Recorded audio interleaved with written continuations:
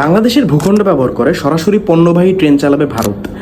আদৌ কি এই চুক্তিতে বাংলাদেশের কোনো লাভ আছে কিনা, এই চুক্তিটা বাংলাদেশের জন্য কতটা হুমকি স্বরূপ, ওইটা নিয়ে কথা বলবো। শুরু করা যাক। রিসেন্টলি প্রধানমন্ত্রী শেখ হাসিনা ভারত সফরে গিয়ে 10টা সমঝোতা স্মারকে সই করছে এবং ওই 10টা সমঝোতা স্মারকের সইয়ের মধ্যে একটা হচ্ছে এই রেল ট্রানজিট। এখন রেল ট্রানজিট জিনিসটা কি? রেল ট্রানজিট জিনিসটা হচ্ছে একটা কান্ট্রি যখন আরেকটা কান্ট্রিকে নিজেদের ভূখণ্ড ব্যবহার করে পণ্যবাহী ট্রেন চালানোর অনুমতি দেয়, তখন এই জিনিসটাকে রেল ট্রানজিট বলে। মেইন কোয়েশ্চেন হচ্ছে যে এই চুক্তিতে আসলে বাংলাদেশের কোনো আদৌ লাভ আছে কি না।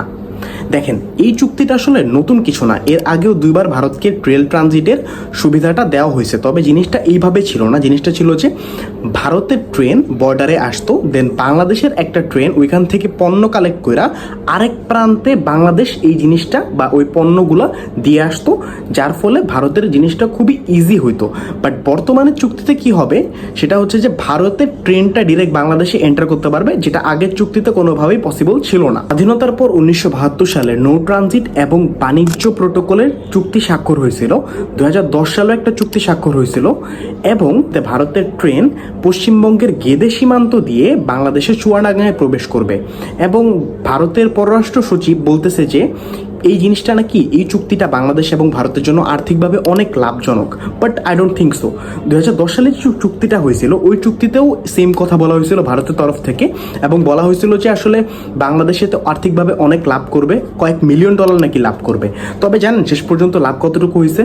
শেষ পর্যন্ত লাভ হয়েছে প্রতি টনে মাত্র 300 টাকার মতো। কয়েক মিলিয়ন টাকা তো দূরের কথা, আমার মনে হয় না 1 মিলিয়নও জিনিসটা পার করছে। অর্থাৎ আর্থিকভাবে এই জিনিসটা ততটা লাভজনক কখনোই হয় নাই। তবে হ্যাঁ, এবার আমাদের কাছে একটা সুযোগ আছে, যেহেতু আমরা ভারতকে আমাদের দেশে এন্টার করতে দিতেছি, তখন আমরা ভারতের থেকে একটা ট্রানজিট ফি খুবই বড় পরিমাণে নিতে পারি। কারণ ভারতে যে জিনিসটা অনেক টাফ হইতো, খুবই বাধার মধ্য দিয়ে ওদের পণ্যটা অন্য বর্ডারে যাইতো, কিন্তু এই জিনিসটা বাংলাদেশের ভূখণ্ড ব্যবহার করলে অনেক ইজি হয়ে যাবে। যার কারণে কি হবে, বাংলাদেশ এখন একটা হাই ট্রানজিট ফি ভারতের থেকে চাইতে পারে।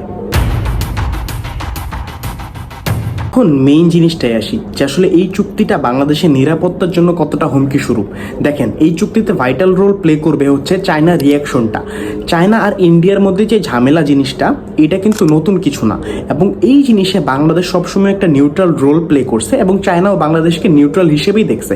অর্থাৎ আমাদের সাথে ভারতেরও ভালো সম্পর্ক, চায়নারও ভালো সম্পর্ক। চায়না কিন্তু আমাদের ইকোনমিক্যালি অনেক হেল্প করে এবং প্রত্যেকটা প্রজেক্টে, ইভেন বলতে পারি যে 90% প্রজেক্টে চায়না আমাদেরকে অনেক অনেক হেল্প করে। আমাদের সাবেক পররাষ্ট্র সচিব মোহাম্মদ তৌহিদ হোসেন বলতেছে যে ভারতের উত্তর পূর্বাঞ্চলে তো আসলে সিচুয়েশনটা ভালো না, অর্থাৎ ভারত চায়না যে বর্ডারটা, ওইখানে সিচুয়েশন তো তেমন ভালো না। ভারত আর চায়নার মধ্যে মারামারি হতেই থাকে, যুদ্ধ হইতেই থাকে।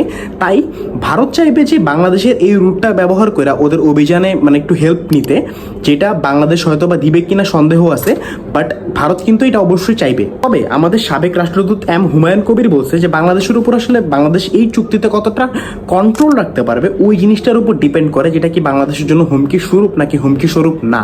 তবে আমার মনে হয় যে এখানে কন্ট্রোল জিনিসটার চেয়েও সবচেয়ে বড় হচ্ছে যে চায়নার মাথায় থাকবে যে আসলে ভারত যদি চায় তাহলে কিন্তু বাংলাদেশের এই রুটটা ব্যবহার করে চায়নাকে কোনোভাবে পরাস্ত করলেও করতে পারে, অর্থাৎ চায়নাকে কোনো একটা বিপদের মুখে ফালাইতে পারে, যেহেতু বাংলাদেশের এই ভূখণ্ডটা ব্যবহার করার পারমিশন এখন বাংলাদেশ দিয়ে দিবে।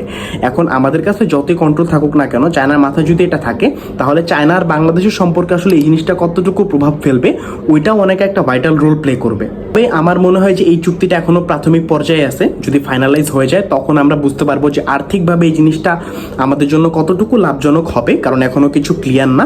এবং অলসো আমার মনে হয় যে আমরা তখন বুঝতে পারবো যে আমাদের কতটুকু কন্ট্রোল থাকবে, অর্থাৎ ভারতের পণ্যবাহী ট্রেন যদি বাংলাদেশে ঢুকে তাহলে বাংলাদেশ কি প্রপারলি চেক করে বর্ডারে সেখান থেকে ট্রেনটা পাঠাবে কিনা, অর্থাৎ প্রত্যেকটা প্রোটোকল কি ফলো হবে কিনা, এই জিনিসটা হচ্ছে যদি চুক্তিটা ফাইনালাইজ হয়ে যায় তখন আমরা জানতে পারবো। বাট আপাতত দৃষ্টিতে আমার কাছে মনে হচ্ছে যে এই চুক্তিটা বাংলাদেশের জন্য কোনোভাবেই সুবিধাজনক না, কোনোভাবে এই জিনিসটা বাংলাদেশের জন্য ভালো হবে না, যেহেতু এখানে চায়নার রিয়াকশনটা অনেক বেশি ইম্পর্টেন্ট।